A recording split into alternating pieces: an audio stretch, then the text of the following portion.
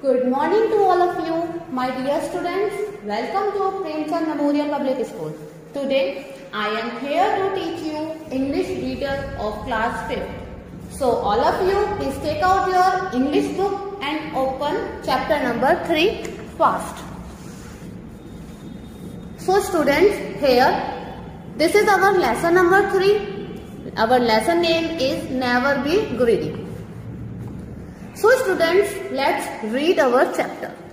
High up among the mountains of Japan, once there lived an old man. He was not happy because his wife was older than him and she had very bad temper. She was always kept shouting at him. The poor man had only one friend, a tame sparrow. His wife abused and ill-treated even that little bird. So students, here this is story telling us that once upon a time, high up mountains of Japan, there lived a couple. But man was not happy with his wife because she was older than him.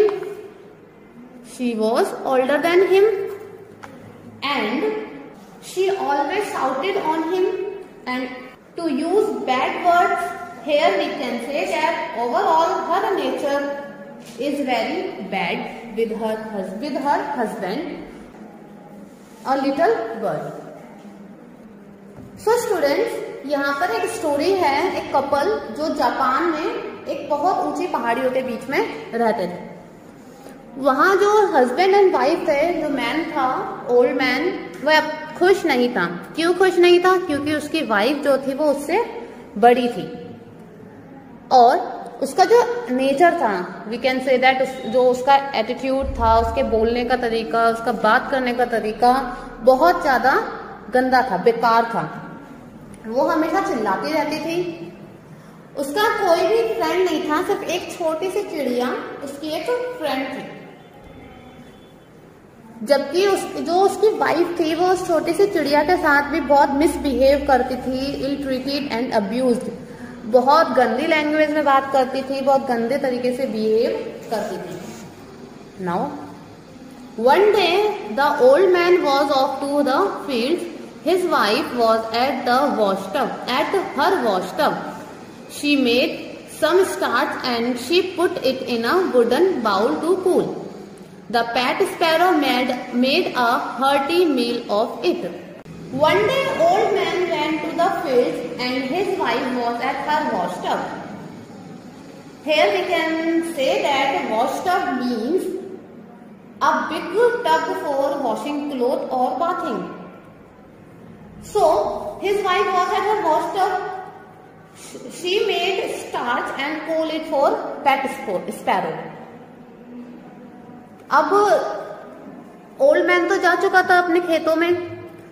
उसकी जो wife थी वो wash tub में थी, बैठी थी wash tub में थी, और उसने बर्ड के लिए, स्पैरो के लिए स्टार्च बनाया. स्टार्च हम यहाँ पर खाने की बात कर सकते, खाने के लिए बनाया, और उसे ठंडा होने के लिए लकड़ी के वुडन बाउल में ही रख दिया और फिर स्पैरो को दे दिया खाने के लिए. और स्पैरो ने बहुत एंजॉय भी किया उस खाने को. Later the old woman cut off the tip of bird's tongue with a pair of scissor. अब क्या किया ओल्ड वुमैन ने? सीजर ली और सीजर लेकर बर्ड की जो टंग थी उसके टिप को कट कर दिया. Now that will teach you a lesson, she shouted. Now be off and never come back.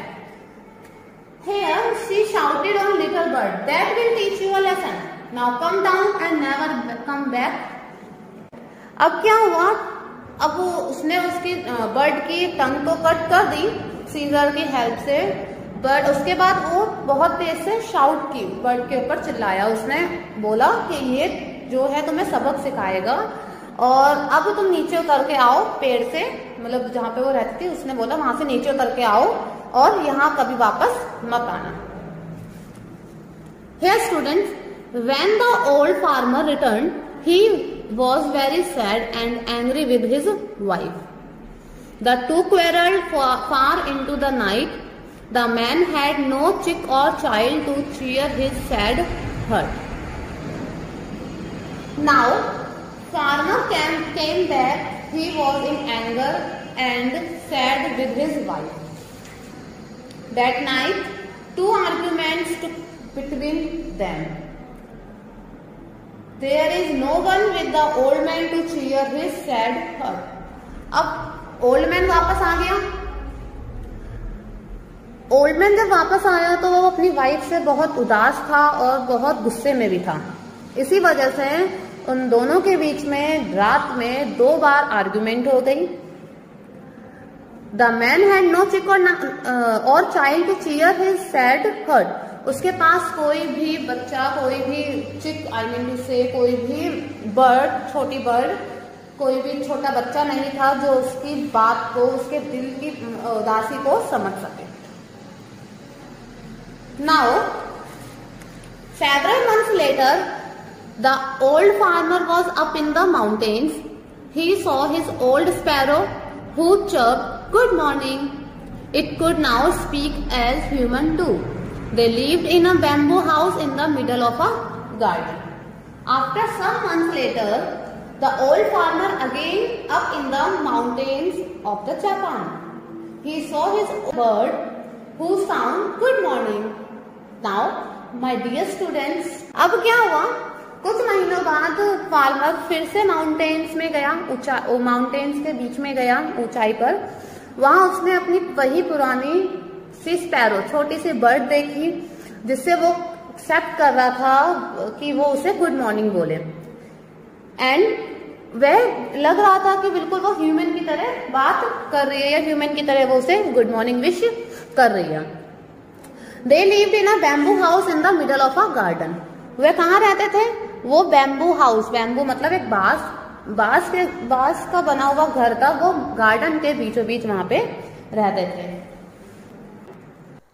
So I think you all listened and understood this lesson. So we will study our remaining chapter in our next video. So by then you all should read our remaining portion of chapter. In next video we will discuss about the feeling of farmer after the meeting of his pet sparrow again. So children, I hope you have enjoyed this lesson and all of you understood this lesson or this story. So students, in our next video we will learn about the farmer feeling. Was he happy or was he sad? क्या वो दुखी था अपनी bird को देखकर या फिर खुश था उस छोटी सी बर्ड को दोबारा से देखकर?